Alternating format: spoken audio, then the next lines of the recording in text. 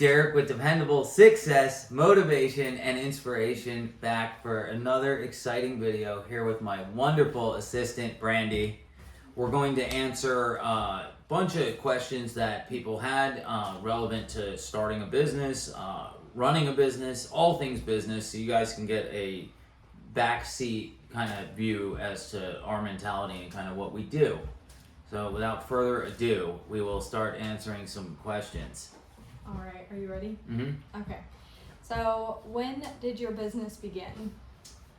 2008, and an interesting story without taking up the whole video, we actually switched from our original purpose. So we always had some ties to construction and remodeling, but we originally were going in a different direction, and that's just kind of business. You got to kind of go with the markets, because 2008 was a very turbulent time. It was. And why did you decide to start a business?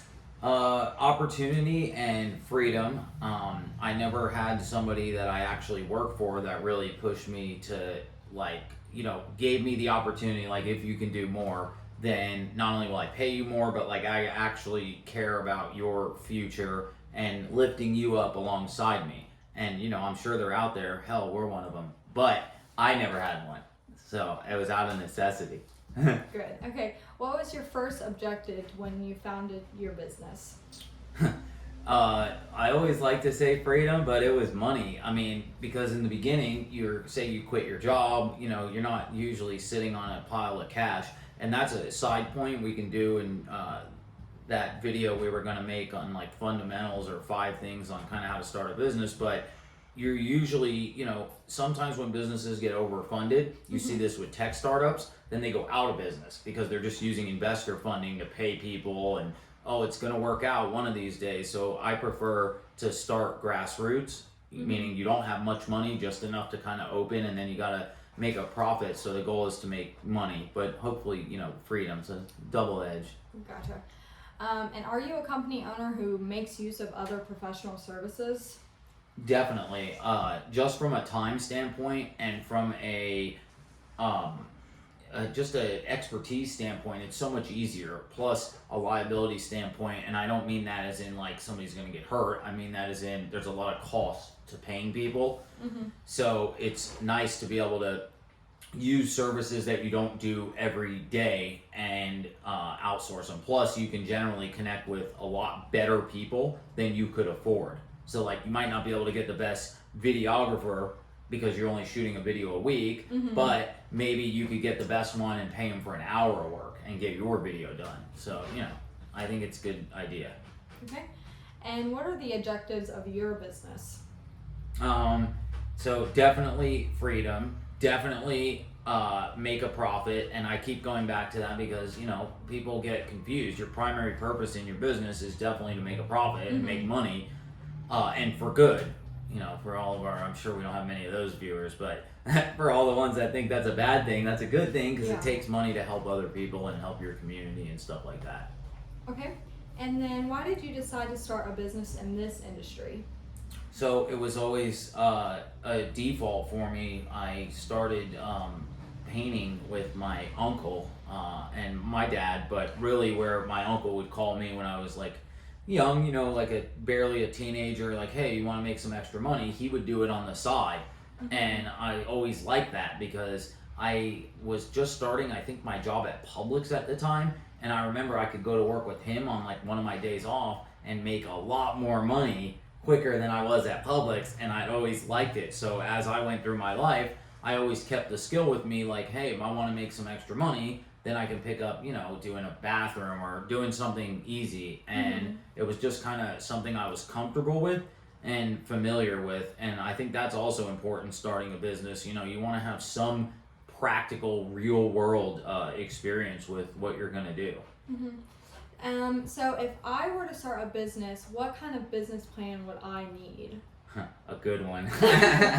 No, I don't recommend. I don't generally recommend business plans because, quite frankly, I think they're only around for loans. If you do something where the government or the SBA or a bank is going to fund, they're going to require you to have a business plan just for a bunch of legal mumbo fucking jumbo.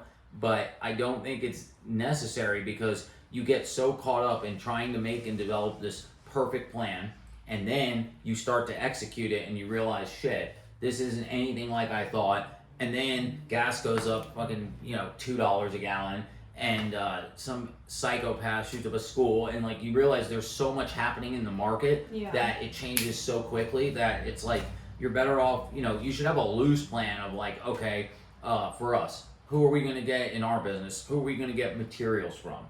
That's different, but like a calculated business plan of like, by the third quarter of the next year, we're going to be up 17%, like, it's crazy.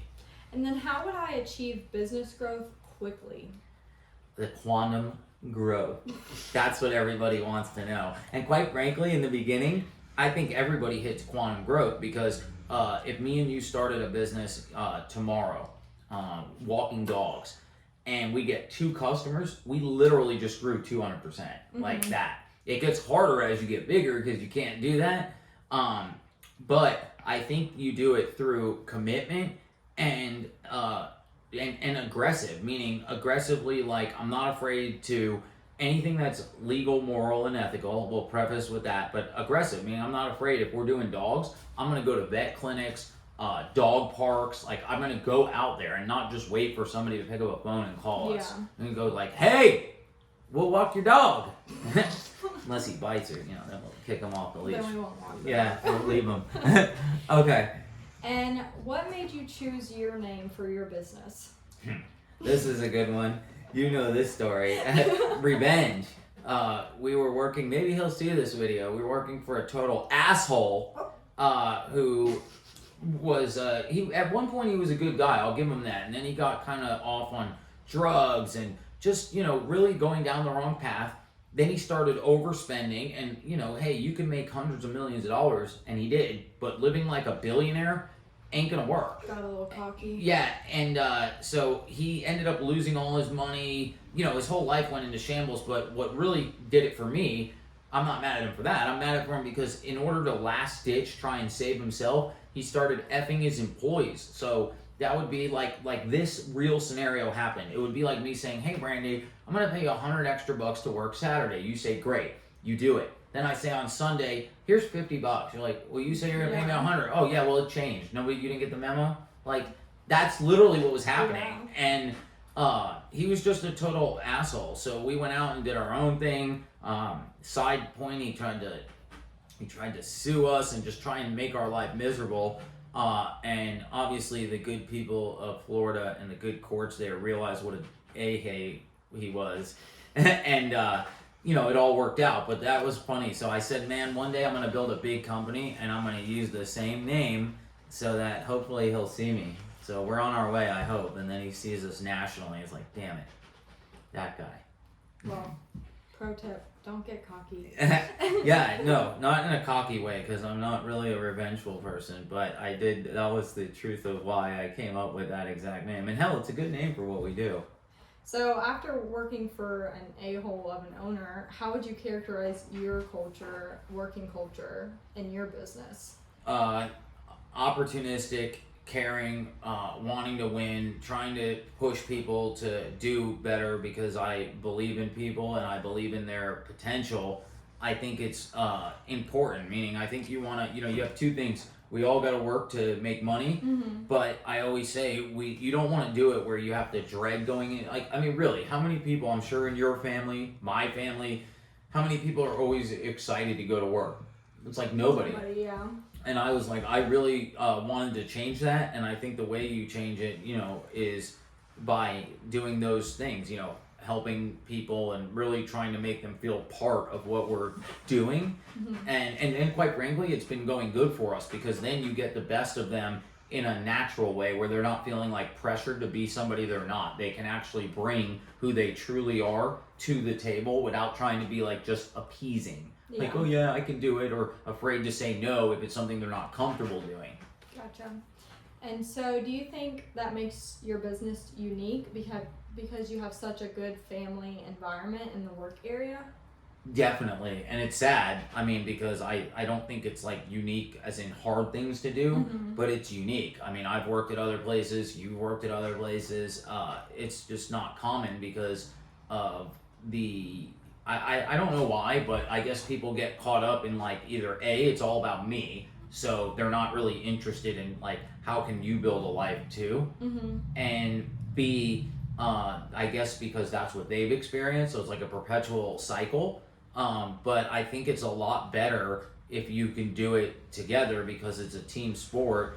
And just like, Grant or some of the companies that we follow, I mean, they've created people that are like deca millionaires, meaning people worth 20, $30 million while also working there. And by the way, in the process, he's made $1 billion, and it's like, so everybody got rich. And I've always admired that because it's like, that's awesome. I mean, hell, For sure.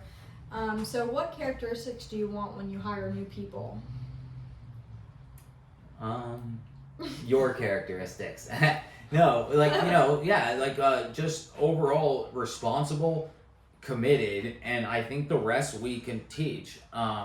It really makes a big difference, but ultimately it's attitude, responsibility, and commitment. I'll take any day of the week, and the desire to win. I mean, the rest we can teach, we can figure out, we can hire, professional services to help us. But yeah, those are, I think, the biggest ones for me. Okay, and then how would you characterize your business's success thus far? Awesome. I mean, it's been great. I think I like the people we work with. You? Me? Generally, I mean, it's nice. I was telling Jesse this the other day. It's more of like going to hang out with your friends who also want to win while taking it seriously. So it really makes it much better. And from an overall company standpoint, to me, that's that's successful. And knowing that it's like a family, but we're also moving forward. We didn't get too relaxed. We're not actually producing anything. Yeah. So what do you think the best thing that came out of starting your own business was? Our friendship. I think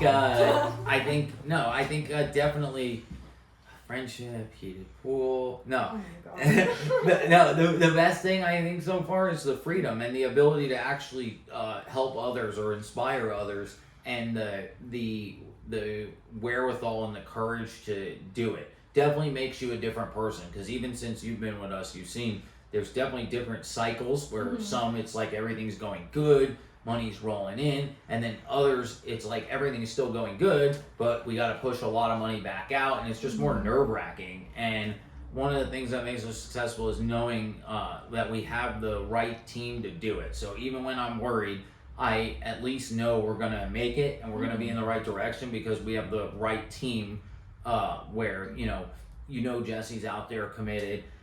If I'm out in Roswell, I know you're here, not messing around. So we have the best shot at actually helping all of us because nobody's dropping the ball, and if they are, then we kind of weed them out. But I think that's a big one.